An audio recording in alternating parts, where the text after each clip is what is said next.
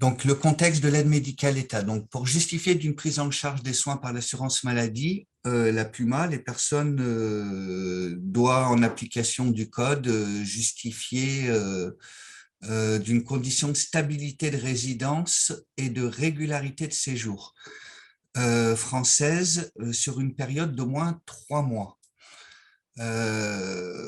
Donc ça, c'est important, hein. Maintenant, on voit qu'il y a eu des bons correctifs là-dessus. Par exemple, une personne qui a une attestation qui a déposé une demande d'asile, ce n'est qu'au bout de 3 mois de résidence sur le territoire qui peut prétendre à la PUMA.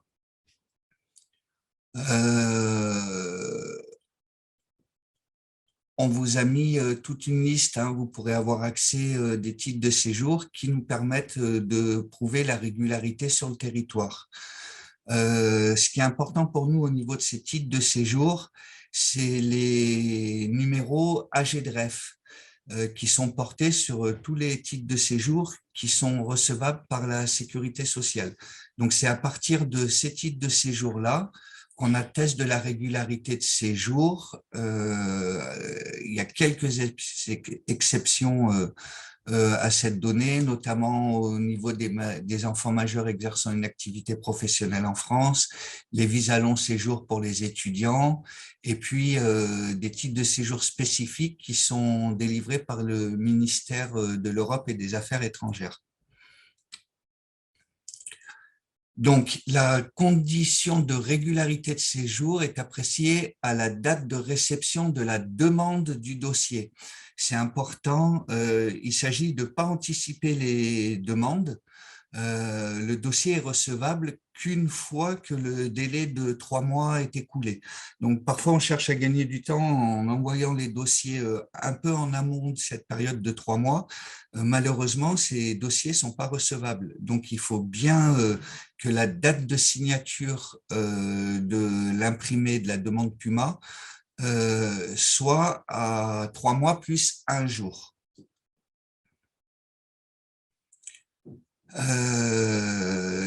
À l'expiration du titre ou document de séjour permettant d'attester de la régularité de séjour, un maintien de droit PUMA et C2S est appliqué de 6 mois et 45 jours. Donc, c'est pareil, hein, c'est pas parce qu'on a un titre de séjour qui est échu qu'on est suspendu de la PUMA. On a parfois des dossiers qui nous arrivent sur des demandes d'aide médicale État, elles sont trop anticipées parce que il y a ce maintien de droit PUMA qui nous oblige à aller jusqu'au bout du maintien de droit PUMA avant de pouvoir déposer des demandes d'AME. Donc, la bonne pratique, c'est tant qu'on n'a pas notifié une fermeture de droit à la PUMA, quand il y a des complémentaires santé solidaire qui arrivent à échéance, ce qui est important, c'est de bien renouveler les demandes de complémentaires santé solidaire.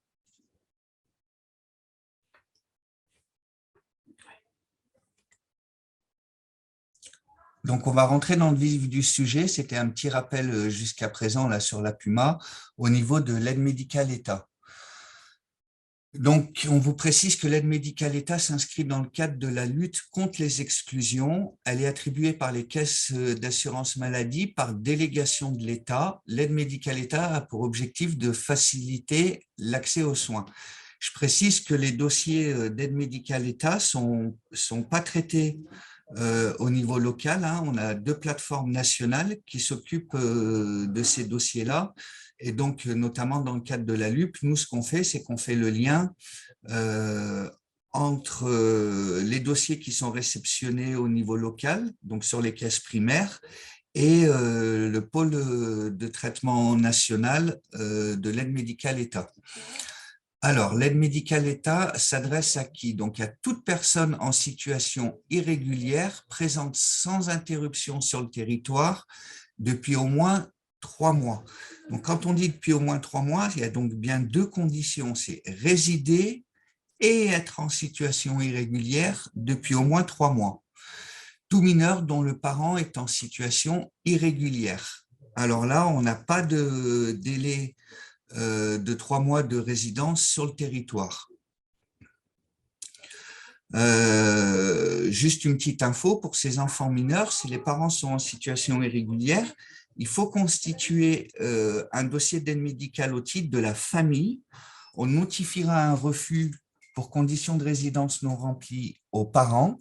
Et par contre, on fera un accord provisoire pour les enfants. Lorsque les parents auront leurs 3 mois de résidence en situation irrégulière sur le territoire, ils devront de nouveau déposer une demande d'aide médicale État en faisant apparaître les enfants sur cette aide médicale État. On attribuera l'aide médicale État à la famille dans sa globalité et on clôturera les droits provisoires qui avaient été accordés aux enfants mineurs. Alors, on vous donne des exemples. Personne entrée sur le territoire français sans titre de séjour depuis plus de 3 mois. Personne entrée sur le territoire français avec un visa Schengen pour séjour ou libre circulation et dont le droit au séjour est échu depuis plus de 3 mois. Donc, dans ce délai de 3 mois, éventuellement, on en reparlera un peu plus loin, ces personnes, elles peuvent accéder au dispositif des soins urgents. Et puis, les personnes entrées sur le territoire français dont le titre de séjour n'a pas été renouvelé et qui a perdu ses droits à la prise en charge des frais de santé, donc au titre de la PUMA, à l'issue du maintien de droit de 6 mois et de 45 jours. Une remarque importante, les personnes titulaires d'un visa touristique en courte validité, donc c'est les visas Schengen, n'ont pas accès à l'aide médicale État car les conditions de ce visa nécessitent l'obtention d'une assurance privée pour leur prise en charge des soins. C'est important de bien incorporer ça, c'est qu'en principe, une personne qui a un visa Schengen, tant que son visa Schengen est ouvert, en principe, il doit avoir une assurance privée qui permette l'accès aux soins. Donc, il n'est pas question de faire des dossiers d'aide médicale État pour ces personnes-là. Donc, on vous a fait un petit focus sur les soins pris en charge.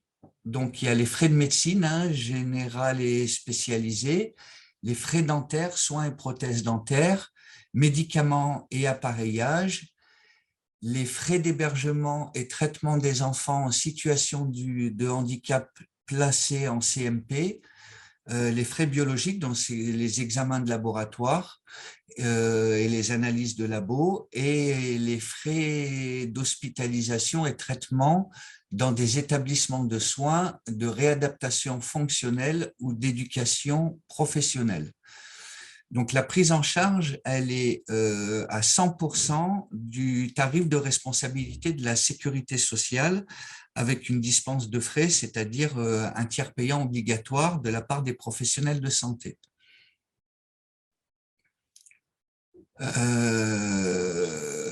Donc, il y a un petit focus sur l'optique. Les bénéficiaires de l'AME sont pris en charge à 100% du tarif de responsabilité part du régime obligatoire plus ticket modérateur.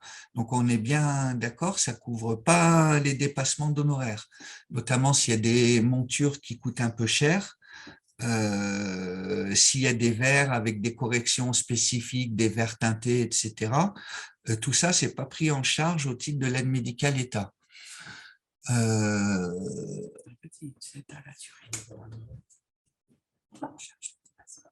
Voilà, le dépassement, il reste à la charge de l'assuré. Sont exclus certains frais, donc on parle des cures thermales, des médicaments à 15%, de la PMA. Pour les bénéficiaires de l'aide médicale État, il n'y a pas nécessité de déclarer un médecin traitant et d'être dans le parcours coordonné. Et puis également, les bénéficiaires de l'aide médicale État n'ont pas droit à l'aide financière exceptionnelle, c'est-à-dire au secours exceptionnel que parfois on est amené à délivrer pour des restes à charge au niveau des assurés.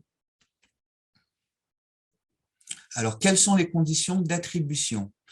Donc, on insiste bien, c'est un ressortissant étranger en situation irrégulière en France s'il remplit les 3 conditions suivantes. Donc, justifier de son identité, on verra comment ça se décline au niveau de la matérialité du dossier, justifier de sa résidence de façon stable et ininterrompue depuis plus de 3 mois d'irrégularité de séjour, à la date de la demande d'AME. Donc, c'est bien à la date de remplissage de l'imprimé et de la réception par nos services. Et puis, il y a également des conditions de ressources à remplir. Celles-ci ne doivent pas dépasser un certain plafond défini en fonction de la composition du foyer et de son lieu de résidence. Donc, ces ressources, c'est le plafond qui donne droit à la complémentaire santé solidaire. Quand on vous dit que ce plafond il dépend du lieu de résidence, c'est parce qu'il y a des plafonds qui varient un petit peu pour l'accès à la C2S, notamment dans les dom-toms. Alors là, je reprends 5 minutes la parole juste pour vous expliquer. Vous avez des liens qui sont sur la présentation. Je ne peux pas les activer parce qu'en fait, après, on va perdre le partage d'écran. Par contre, quand vous recevrez le support, vous pourrez avoir accès à ces liens. Hein, donc, c'est des liens qui vous ramènent sur les textes réglementaires pour la plupart. Donc voilà, c'était juste un petit aparté. Et alors, j'en profite aussi pour ceux qui nous ont rejoints en cours de route, de bien mettre votre adresse mail dans le petit onglet questions et réponses pour qu'on puisse ensuite vous envoyer les documents. Merci. Alors, quels sont les bénéficiaires de l'aide médicale État? Donc, il y a le demandeur et les personnes en situation irrégulière à la charge du demandeur. Donc, on a le conjoint, le concubin, le partenaire PACS, les enfants mineurs, les enfants jusqu'à 21 ans s'ils poursuivent leurs études ou s'ils sont dans l'incapacité permanente de travailler, et un cohabitant, personne qui se trouve à la charge effective totale et permanente depuis 12 mois du demandeur. Le bénéficiaire de l'AME ne peut être attribué qu'à un seul le bénéfice de l'AME ne peut être attribué qu'à un seul cohabitant par foyer. Donc, j'insiste là, les aides médicales État, elles sont familiales. Si on a monsieur qui est en situation irrégulière, madame qui est en situation irrégulière et qui a des enfants, il ne faut pas déposer deux dossiers. L'aide médicale, elle est familiale, donc c'est un dossier avec un demandeur en situation irrégulière, éventuellement le conjoint, le concubin, le partenaire PACS, sur une seule demande. Après, bien sûr, on fabriquera les cartes vitales pour monsieur, madame et tous les enfants de plus de 16 ans. Ne sont pas considérés comme personnes à charge les membres de la famille résidant à l'étranger et en visite en France chez le titulaire de l'AME, les ascendants descendants, autres que les enfants à charge de moins de 21 ans, les collatéraux jusqu'au 3e degré, c'est-à-dire les oncles, les tantes, les neveux et les nièces, sauf s'ils ont le statut de cohabitant. Donc, on parle bien d'une seule personne en titre de cohabitant.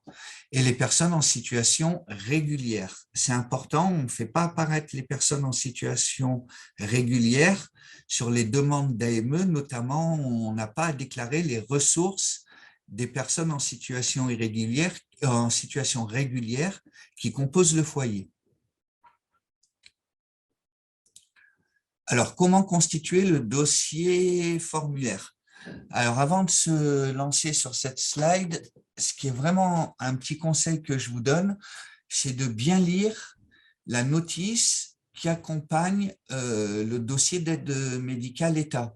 Il y a beaucoup d'informations sur cette notice qui sont utiles et qui apportent une bonne aide dans la constitution des dossiers. Je sais que c'est un peu rébarbatif, mais prenez toujours de façon générale le temps de lire ces notices. Elles répondent à un bon nombre de questions qu'on retrouve dans vos interrogations via les dossiers qui nous sont soumis. Donc, il y a la première partie en haut qui est le demandeur. La date d'arrivée en France, c'est important pour nous parce que vous l'avez compris, il est nécessaire pour nous de pouvoir justifier de ces 3 mois de résidence ininterrompue et en situation irrégulière. Les personnes à charge, donc on a vu sur la ligne d'avant de qui on parlait. J'insiste encore une fois, on ne fait pas apparaître les personnes qui sont en situation régulière et les ressources perçues au cours des 12 derniers mois. Donc, au niveau des ressources perçues, Ce qui est important, c'est de bien indiquer les sommes onglet par onglet, et puis si il y a une absence de ressources, de bien le mentionner en indiquant 0. Ne pas remplir les petites cases ou tirer un simple trait, malheureusement, ça ne suffit pas à déclarer l'absence de ressources.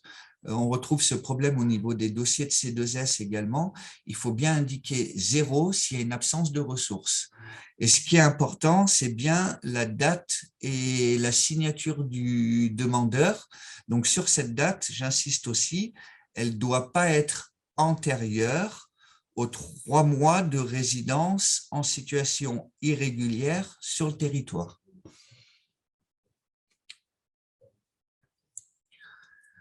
La deuxième page de la demande d'AME constitue la photo qu'on réclame pour produire la carte AME. Donc, il y a un point d'attention qui est important pour nous au niveau de ces photos, parce que malheureusement, on a pas mal de dossiers où on fait des accords, mais où il y a une entrave à la production de la carte AME. Souvent, elle est due à la qualité de la photo.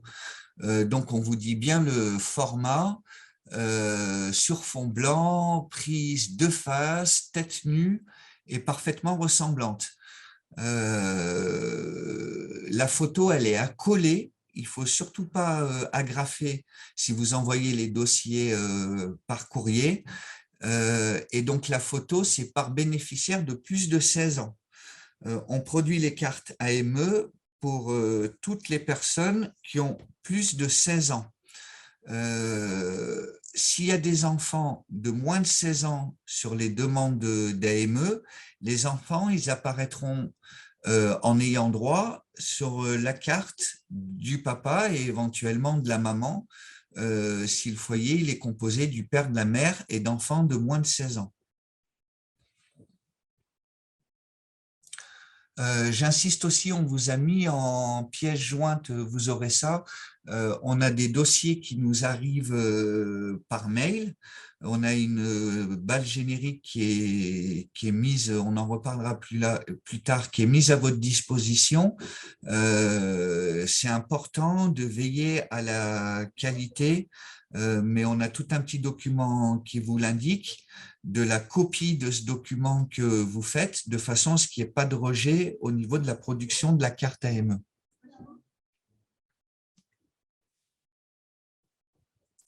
Donc, comment constituer le dossier? Alors déjà, le formulaire, on le trouve sur amélie.fr. Donc, c'est le formulaire S3720H à compléter au stylo noir, accompagné des pièces justificatives. Donc, on vous a mis une petite slide là sur comment accéder. Donc, on a d'abord le formulaire, donc il faut cliquer sur formulaire sur Amélie Réseau. Après, recherche par thème, il faut aller prendre le dossier aide médicale État. Après, il faut faire un filtre et enfin, vous pouvez le télécharger.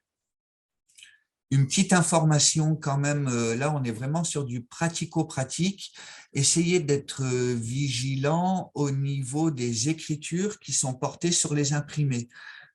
Parfois on a du mal à lire certaines informations et ça peut être préjudiciable et ça entraîne parfois des retours. Alors, comment constituer le dossier? Là, on est dans le cœur du sujet pratico-pratique au niveau des pièces de liste à fournir. Donc, on insiste, on vous a mis également en PJ la liste des pièces à fournir. Donc déjà, cette liste de pièces à fournir, elle est opposable.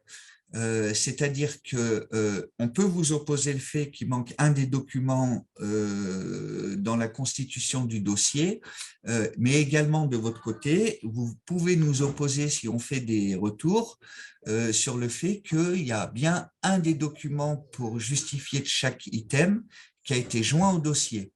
J'insiste, on parle de un des documents pour chaque personne du foyer. Il n'est pas question de mettre la pièce d'identité, le titre de séjour, l'extrait d'acte de naissance et le passeport pour justifier de l'identité. un seul des documents qui sont listés est suffisant. Donc, on a le passeport, toutes les pages même blanches, sauf attestation d'un tiers de confiance. Donc, nous, le tiers de confiance, c'est quand même beaucoup aux accueils que ça se passe. L'agent, il atteste sur l'honneur, quand il constitue le dossier, qu'il n'y a pas d'autres tampons portés sur les passeports que ceux qu'il a indiqués lorsqu'il a fait les photocopies du passeport. On a la pièce d'identité, donc copie recto verso, le titre de séjour antérieurement détenu, un extrait d'acte de naissance ou livret de famille, et à défaut, une carte d'étudiant ou un permis de conduire et des documents supplémentaires réclamés selon les situations, certificat de mariage, livret de famille, notamment pour les enfants. On parlait tout à l'heure de la situation de maintien de droit PUMA. Moi, je vous encourage quand même très fortement pour que le pôle AME puisse justifier que les 6 mois et 45 jours de maintien de droit PUMA sont échus, de mettre, si vous le pouvez, le titre de séjour antérieurement détenu, le dernier titre de séjour en possession de l'assuré.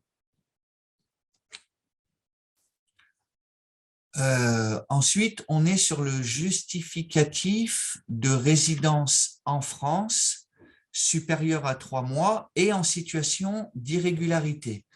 Donc, pour le demandeur uniquement, joindre la copie d'un des documents. Donc, le passeport indiquant le visa ou le tampon avec date d'entrée en France. Donc là, vous pouvez voir que le passeport, il peut servir à 2 choses, à justifier de l'identité et aussi à justifier de la résidence en France supérieure à 3 mois. Le contrat de location ou de quittance de loyer datant de plus de 3 mois, la facture datant de plus de 3 mois, donc soit d'électricité, de gaz, d'eau ou de téléphone fixe. On ne parle pas des téléphones portables, hein, on parle bien des téléphones fixes. Un avis d'imposition ou de non-imposition à l'impôt sur le revenu des personnes physiques, un avis de taxe foncière ou de taxe d'habitation, une facture d'hôtellerie datant de plus de 3 mois. On a également, pour les personnes qui sont hébergées à titre gratuit par un particulier, une attestation sur l'honneur rédigée par cette personne précisant la date d'hébergement et une quittance de loyer ou une facture d'électricité, de gaz, d'eau ou de téléphone fixe datant de plus de 3 mois au nom de l'hébergeant. L'attestation doit préciser la prise en charge de la ou des personnes hébergées pour les frais de la vie courante, dont l'alimentation, les vêtements, le transport, le téléphone, la scolarité, etc. On vous a mis sur ce sujet en pièce jointe une attestation type sur laquelle vous pouvez vous appuyer, qui est plus facile à utiliser qu'une attestation de l'hébergeant proprement dit. On a également comme pièce recevable une attestation d'hébergement établie par un centre d'hébergement et de réinsertion sociale datant de plus de 3 mois. Et pour les personnes sans domicile fixe, attestation de domiciliation établie par un organisme agréé, on parle notamment des CCAS, et datant de plus de 3 mois. Donc, on sait que les boîtes postales et les domiciliations établies par les CCAS, elles sont reconductibles. Pensez bien, quand vous constituez le dossier, à mettre l'attestation de domiciliation qui date de plus de 3 mois à la réception du dossier.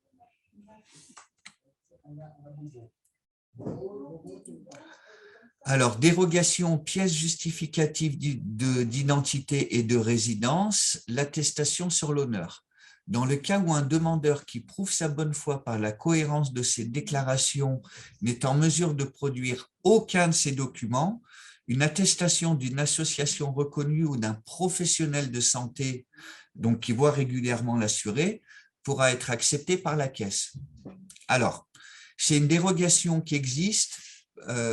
Par contre, comme vous le voyez, on est sur prouver sa bonne foi par la cohérence de ses déclarations. Ça peut quand même être soumis à interprétation. Donc, tant que faire se peut, essayez de mettre un justificatif qu'on vous a listé sur les slides précédentes. C'est toujours plus facile au niveau de faire valoir ses droits que cette simple attestation sur l'honneur.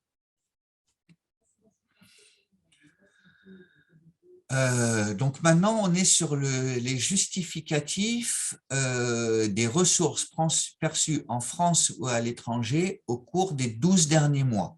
Donc c'est pour le demandeur et les personnes à charge en situation irrégulière. Je vous ai déjà précisé, mais c'est important, il ne s'agit pas de déclarer les ressources, par exemple, d'un conjoint ou d'une conjointe qui serait en situation régulière et qui, par exemple, exercerait une activité salariée ou aurait d'autres revenus par ailleurs. Donc, on a les bulletins de salaire. Donc là, on pense notamment aux personnes qui ont perdu leur autorisation de séjour, qui ont perdu le maintien de droit PUMA et donc qui constituent des demandes d'AME, mais on parle aussi des personnes qui exercent une activité salariée quand bien même ils n'ont pas d'autorisation de séjour sur le territoire. On a les pensions reçues, retraite, rente, pension alimentaire, donc c'est les pensions reçues en France ou à l'étranger. On a les allocations familiales, alors les allocations familiales et le chômage. On a les bourses de l'enseignement supérieur et on a d'autres ressources comme les revenus de biens mobiliers, les locations de biens immobiliers, le bénéfice d'un logement gratuit. Voilà, là on y est. On vous a mis également en PJ une attestation de déclaration de ressources, ou on va dire plutôt de non-ressources, qui facilite le traitement des dossiers et qu'on vous invite très fortement à utiliser tant que faire se peut. Je reviens un peu sur cette slide, pardon. C'est très régulier qu'en fait, on a des dossiers AME qui sont envoyés ou sur l'imprimé de demande d'AME, il est déclaré 0 ressources. Le pôle AME se réserve toujours le droit de faire des vérifications et donc il retourne le dossier en demandant des précisions sur l'absence de ressources. Et quand il vous demande ces précisions, c'est précisément l'imprimé qu'on vous a mis en PJ qui retourne et qui demande de compléter. Donc, pour éviter cet effet ping-pong, ce qui peut être bien, c'est de directement utiliser cet imprimé dans les dossiers que vous nous transmettez. Alors ça, c'est justement les documents qui nous semblent importants que vous utilisiez et que Béatrice vous transmettra dans les supports. Donc, sur le côté gauche, là, vous avez les listes des pièces nécessaires pour constituer une demande d'AME. Donc, vous voyez qu'à chaque fois, il y a bien les 3 items principaux. Bon, bien sûr, l'imprimé. Et après, les trois items principaux qui sont l'identification des personnes qui font la demande, le justificatif de résidence en France depuis plus de 3 mois, et on parle bien de fournir à chaque fois un des documents, et en fonction de la nature des ressources au cours des 12 derniers mois, on vous a listé ce dont on vient de parler pour pièce justificative.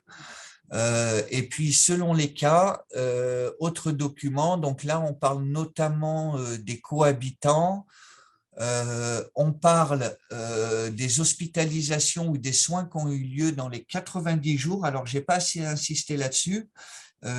Sur l'imprimé de demande d'AME, juste sous la partie demandeur, il y a une petite croix à cocher qui sert à attester Voilà, Béatrice vous le fait voir, qui sert à attester s'il y a eu des soins ou une hospitalisation qui ont été faits dans les 90 jours qui précèdent la demande d'AME. C'est important, ça nous sert notamment pour étude de la rétroactivité des droits AME. Donc, il y a la situation de mobilité réduite. Ça, c'est valable notamment pour les demandes d'AME, des primo-demandes. On n'a pas encore insisté là-dessus. Les dossiers de primo-demandeurs AME, mais on en reparlera un petit peu plus loin, sont à déposer en présentiel auprès d'un conseiller de nos accueils. J'en profite tout de suite pour vous dire que ces dossiers sont prioritaires. Ce que j'entends par là, c'est qu'il n'y a pas besoin d'avoir un rendez-vous en accueil, parce qu'en accueil, on marche beaucoup au rendez-vous pour déposer une demande d'AME. Et puis derrière, les personnes qui sont sous tutelle ou curatelle joignent la copie du jugement pour justifier du non-dépôt du dossier primo-demandeur en présentiel auprès d'un de nos accueils. Sur la partie droite, vous avez donc l'attestation d'hébergement et de ressources. Alors, celle-ci, c'est juste pour l'hébergement. Donc, elle est bien faite et vous voyez, il y a cette notion qui est importante au niveau ressources, c'est que l'hébergeant atteste prendre en charge ou ne pas prendre en charge les frais de la vie courante.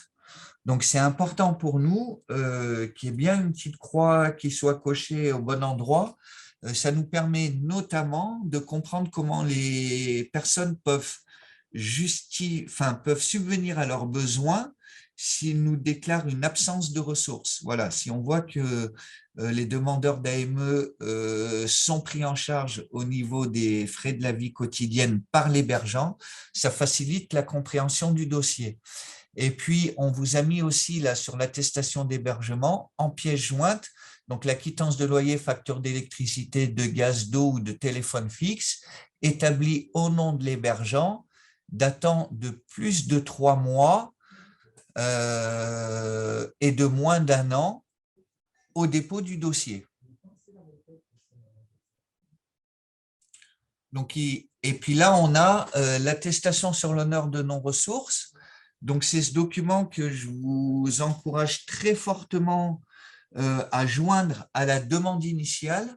Encore une fois, ça évite les effets ping-pong sur les dossiers, où là, on rentre vraiment dans le détail et sur lequel l'assuré peut attester une absence de ressources.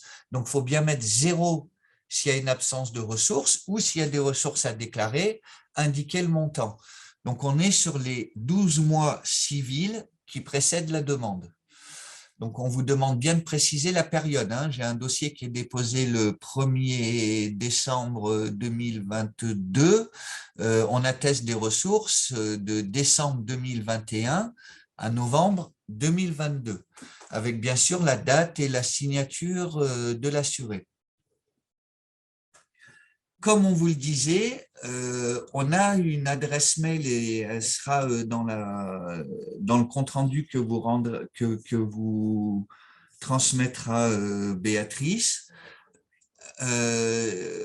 sur le dépôt des dossiers par email. Alors, j'insiste bien, je le redis, là, on ne parle que de dossiers de demande de renouvellement. Ou alors, s'il y a eu un dossier de primo-demande qui a été déposé en accueil et que lors de l'instruction du dossier, il y a un retour pour pièce manquante qui est fait par le pôle AME, à ce moment-là, on peut utiliser la balle dédiée. Par contre, pour les dossiers primo-demandeurs, hors cas particulier qu'on a cité, c'est-à-dire la personne sur curatelle ou la personne qui est en mobilité réduite et qui ne peut pas se déplacer auprès d'un de nos accueils, on n'envoie pas les dossiers, par cette balle générique pour ce qui concerne les dossiers de primo-demandeurs. Donc, merci de nous aider et puis ça facilite le traitement du dossier sur l'ordre des pièces que vous transmettez. Donc, on vous dit d'abord le CERFA, après les documents d'état civil, après le justificatif de la résidence, le justificatif de ressources, le RIB éventuellement. Il n'est pas obligatoire dans les demandes d'AME, mais si vous l'avez, c'est mieux. Et les autres documents, on parle notamment du certificat médical pour urgence de traitement et le formulaire photo. C'est vrai qu'on n'en a pas parlé. Là, je fais plutôt référence au dossier LUP. Il y a des délais d'instruction par le pôle AME qui sont incompressibles. C'est-à-dire qu'on n'a pas de levier d'action sur les demandes de traitement en urgence des dossiers d'AME. Il y a une exception à ça qui est fixée réglementairement, c'est de dire qu'on peut demander un traitement d'un dossier AME en urgence s'il y a une nécessité d'accès à des soins en urgence justifiée par un certificat médical. Au niveau du certificat médical, j'insiste aussi, on est garant du secret professionnel. C'est-à-dire que si on a un certificat médical qui nous dit que madame est atteinte de telle affection, ça nous pose problème au niveau du respect du secret professionnel. Donc, ce qu'il faut demander éventuellement aux professionnels qui sont au courant de la situation de santé de l'assuré, c'est simplement un certificat médical qui nous dit que monsieur ou madame nécessite d'un accès à des soins en urgence. C'est suffisant pour nous. Voilà, il n'est pas question de rentrer dans la pathologie de l'assuré ou même sur le traitement qui pourrait suivre. Oui. Alors, on a aussi, comme je vous le disais, beaucoup de rejets sur la production des cartes AME. Il y a un formulaire photo donc, que vous connaissez qu'il faut joindre à la demande. Donc, on vous a déjà indiqué les consignes de recevabilité. Par contre, comme c'est des dossiers qui nous arrivent par mail, il faut faire attention à la qualité des documents qui nous sont fournis, notamment au niveau de la photo. Et on vous dit que c'est 600 pixels, voire les paramétrages du scanner. Donc ça, c'est important d'essayer en gros d'avoir des photos, des copies de photos qui soient de la meilleure qualité possible et encore une fois, des photos couleur.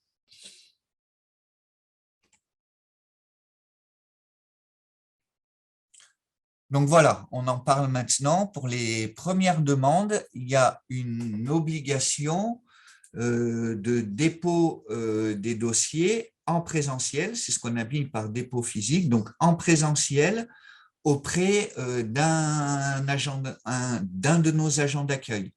Donc lui, ce qui fait l'agent d'accueil, c'est que il a une fiche de liaison qui transmet et qui précise que il a bien vu l'assuré en présentiel lors du dépôt du dossier. Donc ça se passe bien sûr auprès de la caisse maladie de résidence. Ça peut aussi se passer dans une maison France Service et à titre dérogatoire dans un établissement de santé ou une passe hospitalière dans lequel le demandeur ou un membre du foyer est pris en charge. Là, il faut insister, le dossier est transmis à la caisse dans un délai de 8 jours maximum. Donc, le formulaire, il est cacheté de l'établissement ou de la passe et un bulletin d'hospitalisation qui nous prouve que l'assuré était dans l'incapacité de venir déposer sa demande en présentiel ou une attestation de l'établissement précisant les dates de consultation ou de soins. Donc, un dossier d'aide médicale État déposé pendant la période de maintien de droit PUMA, on insiste là-dessus, n'est pas recevable. Toutefois, les demandes déposées durant le délai contradictoire de 45 jours courant à partir de la notification de la décision de fermeture des droits PUMA doivent être acceptées. Alors ça, pour les personnes qui pratiquent, vous avez dû le constater, on enclenche ce qu'on appelle des contrôles PUMA, c'est-à-dire un assuré qui est couvert au titre de la PUMA, il peut recevoir un courrier de notre part qui lui donc il est bien stipulé contrôle des conditions de résidence, et ce courrier, il demande à l'assuré de nous fournir un titre de séjour en cours de validité. Ça, c'est le premier courrier de contrôle PUMA. À réception de la réponse de l'assuré, ou si l'assuré ne répond pas dans un délai imparti de minimum 1 mois, ce qu'on fait derrière, c'est qu'on déclenche l'envoi d'un second courrier de contrôle PUMA. Et ce second courrier, il précise que l'assuré, il a 45 jours pour nous envoyer son titre de séjour en cours de validité, et que à échéance de ces 45 jours, ces droits PUMA seront clôturés. Donc, c'est à réception de ce second courrier qu'éventuellement l'assuré peut tout de suite faire une demande d'aide médicale État. D'ailleurs, c'est une information qui est précisée sur ce second courrier. On lui dit que les droits PUMA seront clos sous 45 jours, et on lui précise en français et de mémoire en anglais que à partir de la réception de ce courrier, il peut faire une demande d'aide médicale État. Donc là, question pratico-pratique, je vous conseille très fortement, si l'assuré constitue sa demande PUMA à réception de ce courrier d'indication de fermeture des droits sous 45 jours, de joindre ce courrier à la demande d'AME. Voilà. Donc là, on parle des dérogations au dépôt en présentiel des dossiers de primo-demande AME. Donc, on a le mineur isolé, on a les enfants à charge, on est d'accord, on a le régime de tutelle ou de curatelle et les personnes en mobilité réduite. Alors là, maintenant, on rentre un peu dans le détail du traitement du dossier par le pôle AME. Alors, le pôle AME, quand il reçoit la demande, si le dossier est incomplet, donc là, on est en accueil physique pour le primo-demandeur. Si le dossier il est incomplet, il y a une remise d'une attestation de dépôt au demandeur avec indication des pièces justificatives manquantes. À ce moment-là, comme l'assuré il a été vu en présentiel auprès d'un agent d'accueil, les pièces manquantes peuvent être envoyées par voie postale avec l'attestation de dépôt, ou alors le complément il peut être apporté par la boîte mail générique. On vous redonne l'adresse ame.cepam38@assurance-maladie.fr. Et c'est important, le demandeur il dispose d'un délai de 2 mois pour renvoyer les pièces manquantes. Au-delà de ce délai, il devra reconstituer une demande complète d'AME. Donc, le dossier complet valide 12 mois. Donc là, c'est s'il y a traitement du dossier par le pôle AME, il y a la remise d'une attestation, alors en accueil physique, pardon, il y a la remise d'une attestation de dépôt. Le dossier, il est traité, il est instruit par le pôle AME. Il y a une ouverture de droit à la date de dépôt physique de réception du dossier. Et il y a la délivrance d'une carte d'admission à l'aide médicale en main propre dans une caisse d'assurance maladie. Donc là, clairement, ce qui se passe, c'est que quand le pôle AME il instruit le dossier et qu'il fait un accord, il y a une production de la carte AME, et en principe, quand la carte elle est produite par le pôle AME, il y a un courrier qui part auprès de l'assuré et qui l'invite à venir retirer sa carte en présentiel auprès de l'accueil du siège. Alors, j'insiste sur 2 petits points là-dessus. Il arrive parfois qu'il y ait des accords qui soient faits, que la carte elle est fabriquée et que malheureusement, le courrier ne soit pas parti. Donc, à ce moment-là, si vous voyez qu'un dossier qui prend plus d'un mois et demi de traitement, en gros 1 mois et demi, 2 mois, vous pouvez passer un coup de fil à la plateforme de service, déjà pour savoir s'il y a eu un accord, et puis s'il y a eu un accord, si la carte elle a bien été produite. Si la carte elle a été produite, à ce moment-là, l'assuré il peut se déplacer à notre accueil en précisant bien qu'il a passé un coup de fil à la plateforme de service et qu'on lui a dit que la carte était en notre possession. Ça, c'est un premier point. Un deuxième point, c'est au niveau de l'espace géographique. Toutes les cartes AME nous sont envoyées par le pôle et arrivent au siège de l'accueil de la rue des Alliés. Si l'assuré reçoit un courrier et que, par exemple, il est dans le Nord-Isère, ou qui ne peut pas se déplacer ou qui a un accueil ou un point d'accueil de proximité qui est plus proche de son domicile et que ça lui pose des problèmes pour se déplacer sur notre siège, en passant un coup de fil à la plateforme de service, l'assuré peut demander à ce que la carte AME soit adressée sur un point d'accueil ou de proximité plus proche de son domicile. À ce moment-là, nous, on transmet la carte sur ce point d'accueil et l'assuré peut venir la récupérer.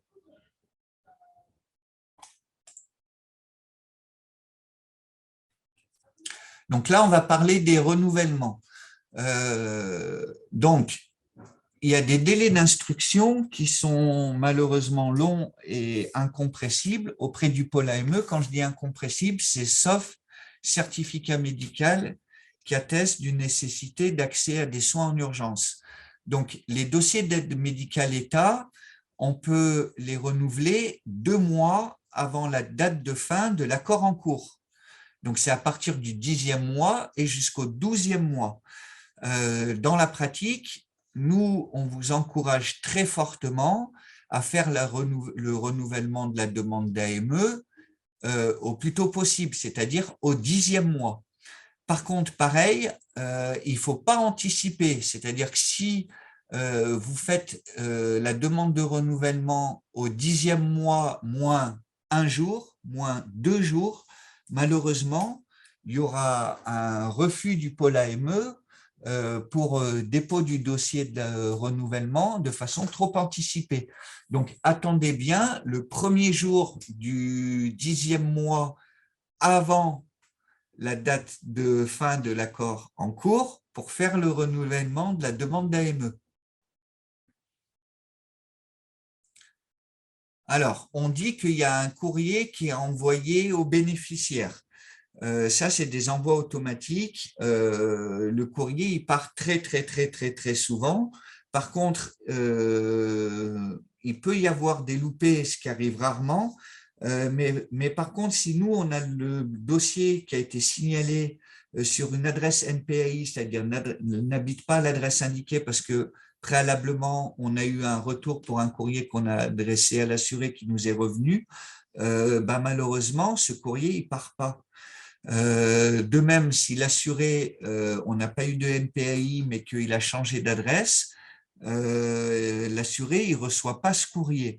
Donc, la bonne pratique, c'est quand même d'essayer de veiller à la date de fin lorsque l'assuré, qui est indiqué sur sa carte AME, et de le sensibiliser à la nécessité de faire la demande de renouvellement 2 mois avant la date de fin de l'accord en cours.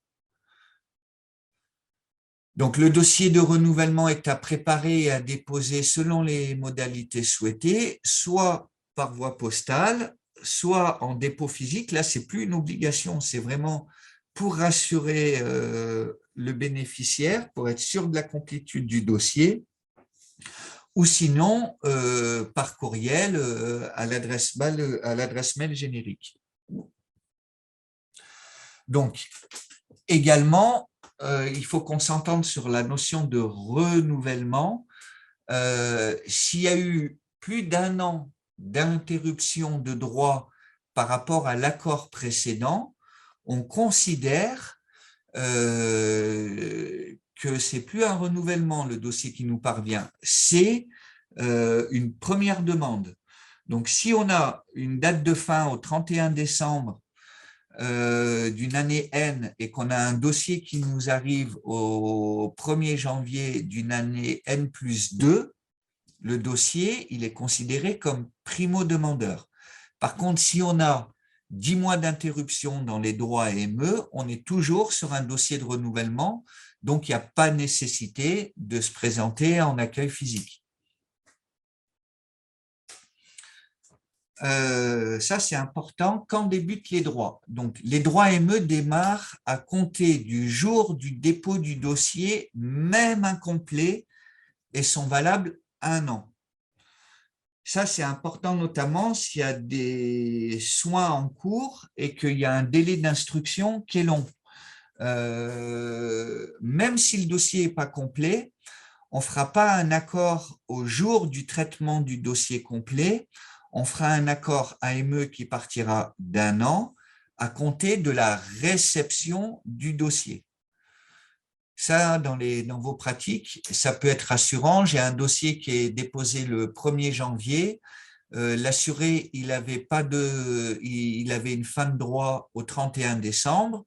S'il y a des soins qui sont effectués sur le mois de janvier, février et qu'il y a un délai d'instruction de la demande qui est long, soyez rassurés, le dossier, l'accord, il partira au 1er jour du dépôt du dossier. Alors là, on vient sur l'exception. Si en cas d'hospitalisation ou de soins, le demandeur a 90 jours pour déposer sa demande à compter de la date d'entrée dans l'établissement ou de la date de soins. Donc là, on parle notamment au niveau de la rétroactivité de l'accord C2S, de l'accord AME, pardon. Pour que la rétroactivité puisse être appliquée, les conditions d'attribution de l'AME doivent être remplies à la date d'entrée dans l'établissement ou de soins, pas la date de dépôt, à la date d'entrée dans l'établissement.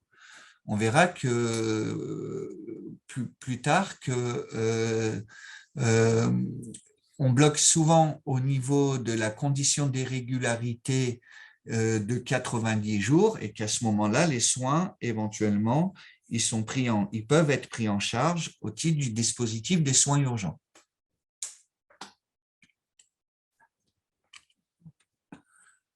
Alors, la carte d'admission d'aide médicale de l'État. Donc là, on parle sur les changements de situation, notamment au cours d'un accord AME. Donc, on produit une nouvelle carte AME si il y a un changement dans le contexte familial. Par exemple, la naissance d'un enfant. Madame avait une AME valable 1 an. Au cours de cette année, elle accueille un enfant. À partir de ce moment-là, elle demande le rattachement de l'enfant sur son dossier AME et donc on reproduit une carte AME sur laquelle on fait apparaître l'enfant de moins de 16 ans sur cette carte AME. Également, en cas de perte ou de vol de la carte, donc il faut bien nous signaler la perte ou le vol de cette carte et on reproduit une nouvelle carte AME. Alors attention, quand on dit qu'on reproduit une nouvelle carte AME, ça se fait sur simple demande. Il n'y a pas besoin de nous réadresser un pli de collecte photo. On se servira du pli photo qu'on a déjà enregistré lorsqu'on a fait l'accord pour pouvoir reproduire la carte AME. Par contre, il y a une conservation de la carte AME s'il y a un changement d'adresse de l'assuré ou s'il y a bien sûr un changement de domiciliation bancaire. Voilà, on n'a pas objet à reproduire une carte AME. Alors, dans la pratique, au niveau notamment des changements d'adresse, même s'il y a des changements de département, hein, que ce soit intra-Isère ou extérieur à l'Isère, en fait, les professionnels de santé, ils ont des outils informatiques, des applications qui leur permettent de vérifier les droits AME en cours des assurés. Et donc, sur ces applications, il y a les changements d'adresse. Et donc, à partir de ce moment-là, ils sont informés d'un changement éventuellement de caisse. Alors, depuis le 1er janvier 2001, on est impacté sur des délais de carence pour accéder à certains soins. Donc, les bénéficiaires de l'AME dont le droit est ouvert à partir du 1er janvier 2021, certains soins et traitements non urgents ne sont pris en charge qu'au bout d'un délai de 9 mois après l'admission de l'aide médicale État. Donc, on vous a listé, et quand vous aurez le compte-rendu, vous pourrez accéder à ces documents. On vous a listé tous les soins et traitements qui sont soumis à entente de 9 mois. Donc là, on parle bien des primo-demandeurs AME. Donc, sur ces délais de carence, on va faire un petit focus sur la manière dont les professionnels de santé peuvent voir si leurs soins sont soumis à délai de carence ou pas. Donc, sur les cartes AME, on vous a fait un petit spécimen là. Vous voyez qu'il y a des codes. On a des contrats en 05 ou 06 qui signifie que le bénéficiaire était couvert par l'AME précédemment, donc on était sur un renouvellement, et qui remplit la condition d'ancienneté. Et à partir de ce moment-là, il n'y a plus de délai de carence pour accéder aux soins. Par contre, en présence d'un code 04 et d'un droit AME ayant débuté depuis moins de 9 mois à la date envisagée de réalisation des prestations sous condition, le professionnel de santé doit soit reporter les soins, soit adresser une demande d'accord préalable au service médical de notre caisse. Donc, le professionnel de santé, c'est en regardant les codes qui apparaissent sur leur carte, qu'il est informé du fait que éventuellement les soins sont soumis à accord préalable ou qu'il doit les décaler, ou alors qu'il n'y a pas de délai de carence pour accéder aux soins pour son patient.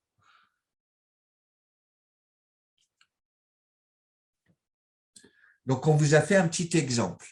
Donc, on a un droit AME initial, donc primo-demandeur AME, avec des droits qui sont enregistrés du 1er janvier 2021 au 31 décembre 2021. Pour cette personne, il y a une carence de 9 mois. Et donc, comme on a fabriqué sa première carte, il y a bien ce petit code 04 qui est indiqué sur sa carte AME. Notre assuré, il a une interruption de plus d'1 an du droit AME et donc il repose une nouvelle demande au 15 février 2023.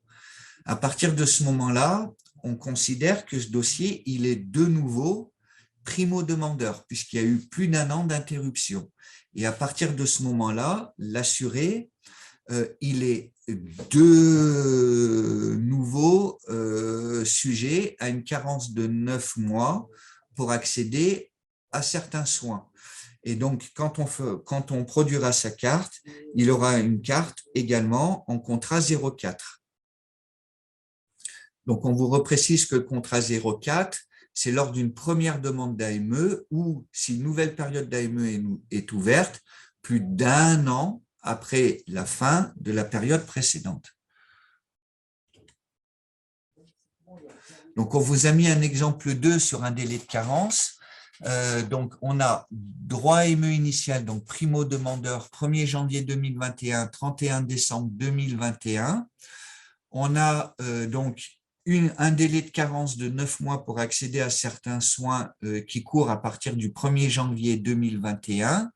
Et puis, on a un renouvellement de ces droits AME au 1er janvier 2022.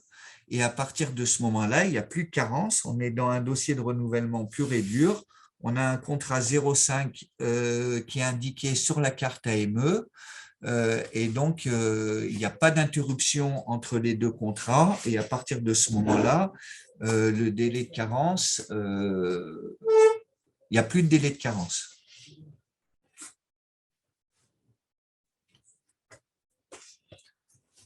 Un exemple 3, donc on a un droit AME initial du 1er septembre 21 au 31 août 2022. Donc, on est sur un droit AME initial, carence de 9 mois. Derrière, on a une interruption de moins d'1 an du droit AME. Donc là, on vous a mis 31 août 2022, 1er janvier 2023. On a moins d'1 an. Il y a une nouvelle demande d'AME qui est déposée avec un accord qui part du 1er janvier 2023 au 31 décembre 2023. On est sur un code contrat 06. Il y a eu moins d'1 an d'interruption dans les droits AME de notre assuré. Et à partir de ce moment-là, il n'y a plus nécessité du délai de carence.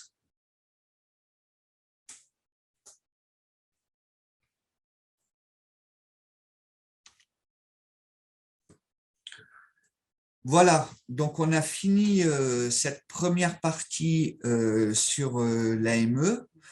Comme vous le voyez, on a quand même essayé de simplifier au maximum les choses, mais il y a toutes les informations nécessaires à la bonne complétude du dossier et à comprendre les notions de droit entre ce qu'est un primo-demandeur AME et un renouvellement. Et également, on a parlé du passage qui pose souvent problème entre les droits PUMA et les droits AME. Donc maintenant, on va passer, si vous voulez bien, au dispositif des soins urgents. Donc, les soins urgents sont destinés à qui? Donc, aux demandeurs d'asile majeurs résidant en France depuis moins de 3 mois. Comme on l'a dit en préambule, au niveau des droits PUMA, il y a une condition de résidence de 3 mois et de régularité de séjour qui est applicable.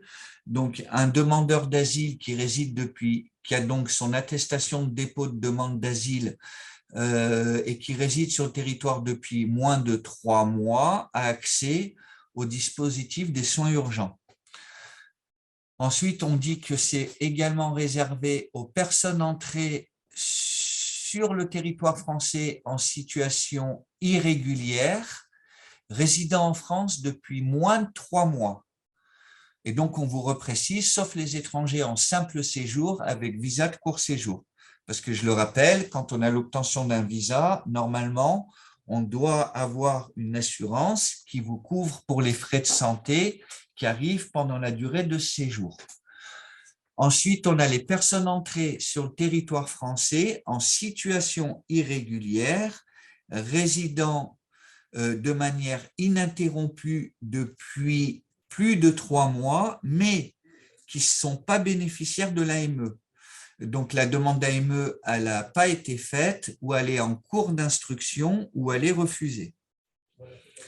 À noter que les personnes titulaires d'un visa touristique, donc les visas Schengen, en cours de validité, sont exclus de la prise en charge des soins urgents, car l'obtention de leur visa est possible que sous réserve d'obtenir une assurance privée prenant en charge leurs soins.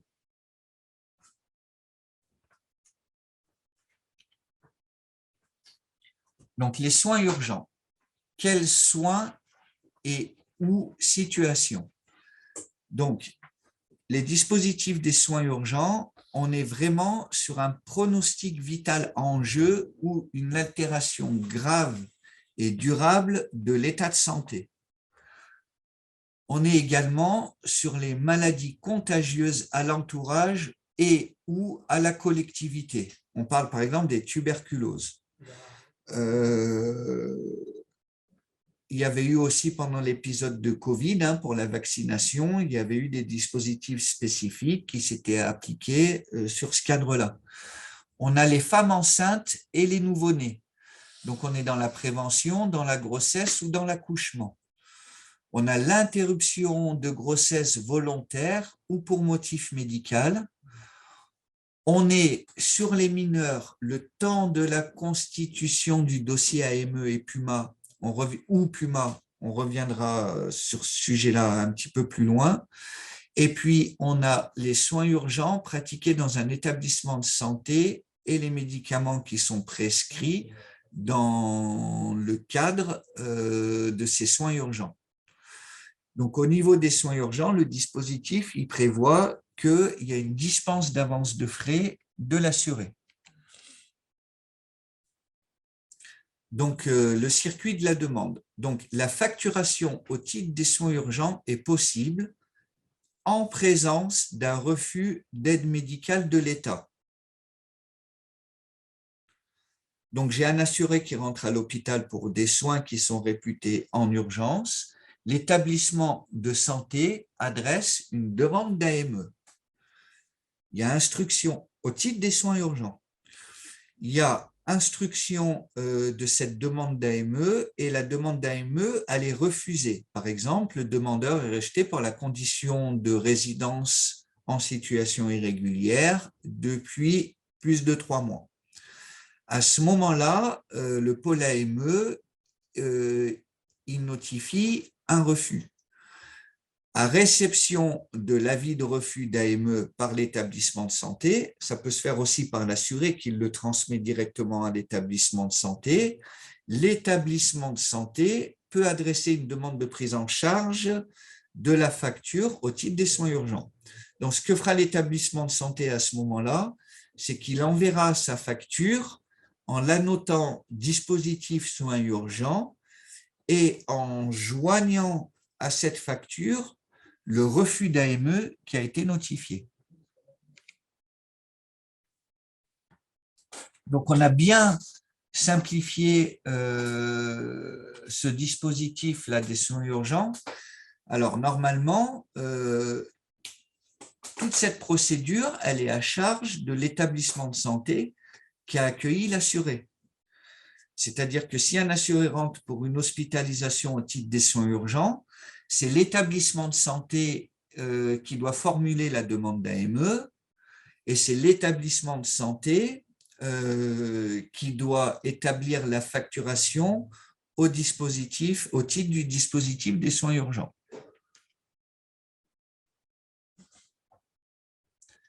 Alors, on va passer au point 4 qui sont les situations de vie. Donc, on revient sur le demandeur d'asile. Donc là, on est sur de la PUMA et aussi sur l'articulation au titre des soins urgents. Donc, si j'ai un demandeur d'asile majeur, la question à se poser, c'est est-ce qu'il a 3 mois de résidence sur le territoire? S'il a ces 3 mois de résidence, on parle de PUMA, protection universelle maladie. S'il n'a pas 3 mois de résidence sur le territoire, c'est dispositif des soins urgents. Donc, pour le demandeur d'asile, il n'est pas nécessaire de constituer une demande d'AME. En fait, l'hôpital, quand il va facturer, il joint une copie de l'attestation de demande d'asile qui prouve qu'à la date des soins, la condition de résidence de 3 mois n'était pas remplie, et il joint la facture hospitalière au titre des soins urgents.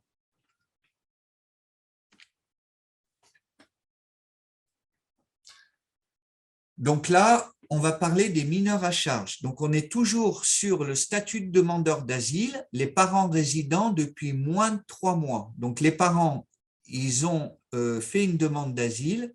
Par contre, il y a moins de 3 mois de résidence sur le territoire et ils ont des enfants mineurs à leur charge. Donc là, ce n'est pas de l'AME. C'est-à-dire que si les parents, ils sont bénéficiaires d'une attestation de demande d'asile en cours de validité, les enfants mineurs ont droit à une sécurité sociale, à des droits de base sécurité sociale par la PUMA. Et puis, l'accord complémentaire santé solidaire sans étude de ressources pour 3 mois, plus le mois en cours de la demande d'affiliation. Donc, en clair, ça veut dire que sur simple demande, alors on conseille quand même de remplir les formulaires PUMA, mais ça peut se faire aussi sur simple demande. Les enfants mineurs, on leur fait un accord PUMA et on leur délivre une C2S sans étude des ressources. On fait ça pour 3 mois, plus le mois en cours, parce qu'au bout de ces 3 mois et du mois en cours, les parents pourront bénéficier de la PUMA, et à ce moment-là, on rattache les parents formuleront leur demande d'affiliation PUMA et leur demande de C2S. Ils nous fourniront également une demande de rattachement des enfants sur un des dossiers du père ou de la mère. À ce moment-là, on instruira le dossier, on rattachera les enfants au dossier des parents et on traitera la C2S. Et à partir de ce moment-là, on mettra fin aux droits PUMA qui ont été enregistrés de façon provisoire pour les enfants mineurs. S'il y a plusieurs enfants mineurs qui sont dans cette situation, on va créer les droits PUMA pour l'aîné et on va rattacher en qualité d'ayant droit les autres enfants mineurs sur le dossier de l'aîné.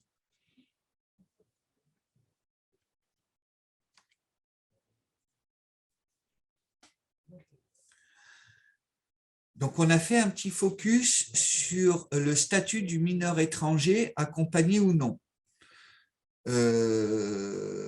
Donc, si les parents sont en situation régulière, on l'a déjà expliqué, ils ont droit, ces enfants ont droit à la protection universelle maladie en qualité d'assuré si les parents ont moins de 3 mois de résidence ou d'ayant droit si les parents justifient des 3 mois de résidence. Si les parents sont en situation irrégulière, à partir de ce moment-là, les enfants doivent déposer un dossier d'aide médicale État dès le premier jour sur le territoire en tant que demandeur et jusqu'aux 3 mois de résidence des parents. Donc, nous, on fait un accord d'aide médicale État dès le premier jour sur le territoire, à partir du moment où ils formulent la demande, bien sûr. Et toujours pareil, on fait un accord provisoire de 3 mois, le temps que les parents satisfont à cette condition de résidence de 3 mois en situation irrégulière.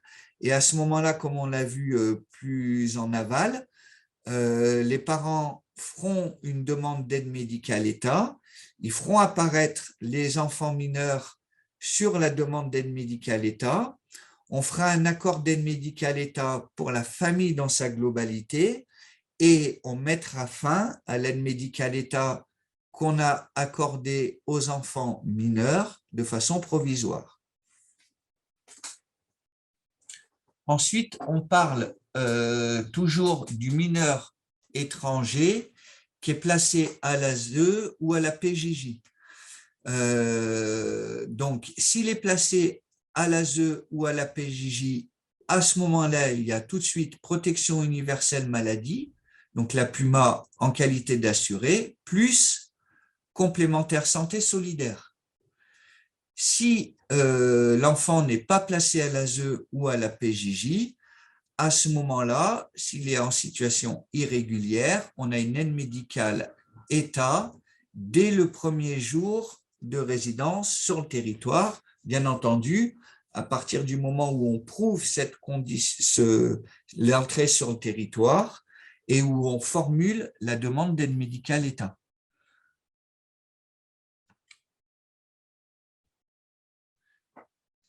Alors, on a fait un petit focus qui est très succinct, qui est très généraliste sur les communautaires européens inactifs. Donc, un citoyen européen qui s'installe en France sans y exercer d'activité professionnelle et qui n'ont pas de couverture maladie dans leur pays d'origine. Donc, c'est vraiment ce que nous, on entend par communautaire européen inactif. Il y a 2 conditions cumulatives pour pouvoir bénéficier de l'assurance maladie. Au titre de la PUMA, il y a ressources suffisantes pour lui-même et les membres de sa famille, et il y a présence sur le territoire depuis au moins 3 mois. Ces dossiers, ils sont traités par le Centre des ressortissants européens inactifs communautaires, donc le CREIC. Et donc, quand vous formulez les demandes, il y a la demande PUMA qui est à remplir, donc imprimée au 106, et la recherche de droits de communautaires européens inactifs. Donc, on va en dire 2 mots très légers parce que ce n'est pas vraiment le cœur de ce webinaire aujourd'hui. Déjà, les personnes qui ont une couverture sociale dans leur pays d'origine, ils ont pour obligation d'exporter les droits de leur pays d'origine en France. Donc, à ce moment-là, ils nous envoient une demande d'affiliation PUMA et ils nous envoient les formulaires relations internationales, c'est-à-dire les S1. Ces S1, ils nous permettent de voir, donc ils sont délivrés par le pays de résidence, ils nous permettent de voir qu'il y a une couverture sociale dans le pays d'origine. Et nous, derrière, ce n'est pas un traitement CREIC, c'est un traitement dossier relations internationales. Et on ouvre des droits à l'assurance maladie en France au titre de l'exportation des droits qu'ils avaient acquis dans leur pays d'origine. Ça, c'est le premier point. Le deuxième point, si on a un communautaire européen inactif qui atteste n'avoir aucune ressource, donc il n'a pas de couverture sociale dans son pays d'origine et il n'a aucune ressource, à ce moment-là, vous n'êtes pas obligé de passer par le 1106 et le questionnaire de recherche communautaire européen inactif. Vous pouvez tout de suite constituer une demande d'aide médicale État. Donc, pour ça, il faut les 3 mois de résidence sur le territoire. Il faut avoir aucun droit à exporter de son pays d'origine et il faut attester n'avoir aucune ressource pour subvenir à ses besoins. Donc, ça, c'est point important. Un autre point important, c'est que s'il nous est fourni un 1106 et une recherche de droit communautaire européen inactif, le dossier il est étudié par le CREIC et le CREIC, il va soit si les ressources sont suffisantes sur le territoire et qu'il y a une résidence de 3 mois, créer directement un dossier au titre de la PUMA, soit si les ressources sont réputées insuffisantes, il va faire un retour à l'assuré en disant que l'assuré peut bénéficier de l'aide médicale État, et qu'il faut qu'il dépose un dossier.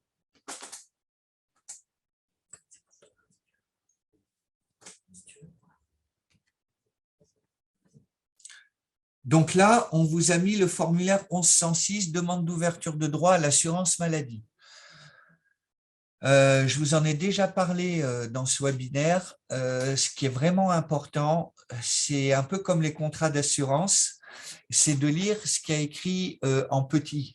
Donc, ce qui a écrit en haut de la demande d'affiliation PUMA là, sur la première page et les pièces justificatives à fournir. Encore une fois, ça répond à pas mal de questions et ça évite surtout les effets ping-pong sur les dossiers. Donc, les documents à fournir, photocopie de la pièce d'identité ou du passeport, photocopie du titre de séjour en cours de validité, copie intégrale de l'acte de naissance avec filiation, c'est important, j'insiste, on ne peut plus prendre… Alors, hormis le cas des demandeurs d'asile qui n'ont pas leur statut reconnu, parce qu'à ce moment-là, on ne leur délivre pas d'acte de naissance, il faut attendre que le statut soit reconnu pour que l'OFPRA délivre les actes de naissance. En dehors de ce cas-là, les actes de naissance, ils sont obligatoires. On est sur un gros chantier de l'assurance maladie en ce moment, c'est qu'on ne veut plus de numéros de sécurité sociale provisoires, on veut que des numéros définitifs, donc qui commencent par 1 ou par 2. Et le truc, c'est que pour pouvoir créer un numéro de sécurité sociale définitif, c'est un organisme national qui s'en occupe et ils ont absolument besoin, pour certifier les numéros, d'un extrait d'acte de naissance et d'une pièce d'identité. Donc, j'insiste là-dessus, c'est important qu'on ait bien les extraits d'acte de naissance avec filiation. Ensuite, on parle de photocopie de toute pièce justifiant de la situation professionnelle de l'assuré, le cas échéant. Et on parle de tout justificatif de résidence en France daté de plus de 3 mois si aucune activité professionnelle, bail ou contrat de location, attestation d'hébergement accompagnée des 3 dernières quittances de loyer successives, précisant la date de début de l'hébergement, l'attestation d'hébergement d'un centre d'hébergement ou d'un CCAS, et également, pièce importante au dossier, il nous faut un RIB de l'assuré. Au niveau de notre compta, et puis c'est des procédures qui sont nationales, on ne veut plus de dossiers sans RIB. Donc on sait que ça pose parfois problème, mais maintenant vous avez bien les situations de contournement, il y a possibilité d'ouvrir des comptes assez facilement. Donc j'insiste, on vous a mis, vous avez là sur l'imprimé 1106, les pièces justificatives au dos de l'imprimé qui sont vraiment importantes à lister et à joindre au dossier du coup.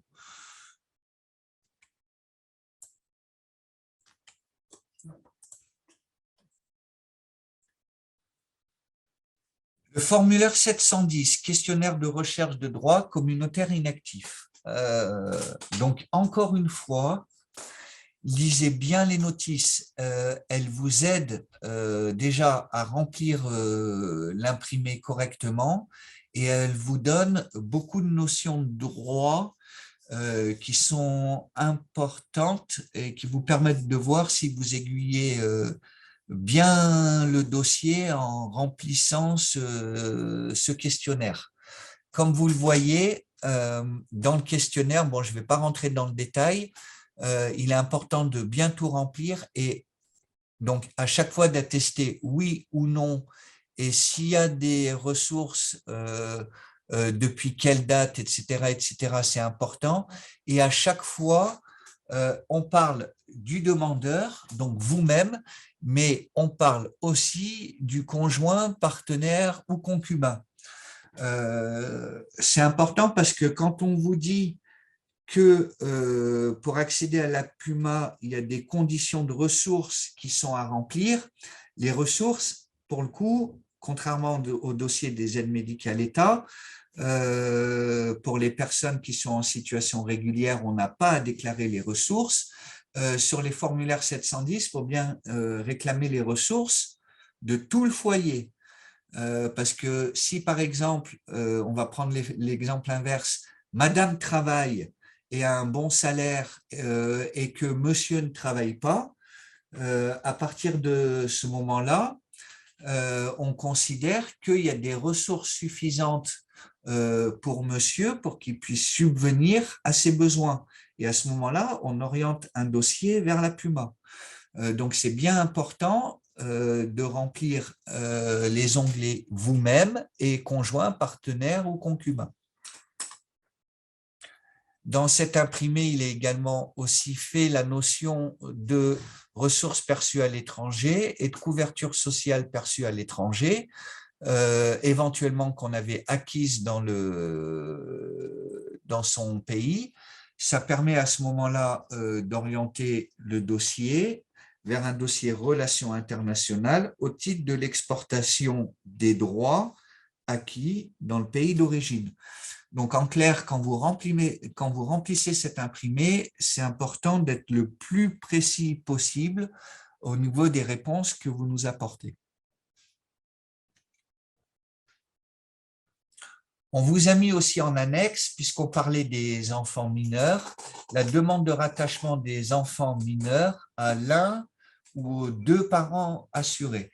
Donc là, on parle bien de parents qui sont bénéficiaires d'une couverture sociale au titre de la PUMA. Et donc, on demande le rattachement d'un enfant, alors soit d'un nouveau-né si ça ne nous a pas été signalé, soit d'un enfant qui est arrivant sur le territoire, pas de condition de résidence de 3 mois à remplir. Et à ce moment-là, il faut demander une demande de rattachement de l'enfant sur le dossier des parents. Juste une petite aparté, enfin 2 petites apartés. On peut demander à ce qu'un enfant soit couvert sur le dossier du papa ou de la maman ou sur les 2 dossiers, le papa et la maman.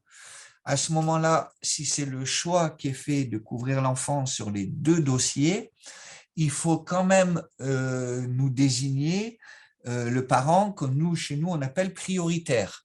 Donc, le papa ou la maman. Donc, c'est demandé sur l'imprimé. Si vous cochez aux 2 parents désignés ci-dessous, derrière, il faut nous indiquer le parent prioritaire. Il faut joindre un extrait d'acte de naissance à cet imprimé pour la bonne complétude du dossier. Également, une petite aparté sur ce sujet. Si j'ai par exemple madame qui est en situation régulière et qui travaille et qui est assuré au titre de la PUMA, et que j'ai par exemple monsieur qui est en situation irrégulière et qui est assuré au titre d'une aide médicale État, de notre côté, on privilégiera toujours l'affiliation de l'enfant sur le dossier du parent qui est bénéficiaire de la PUMA.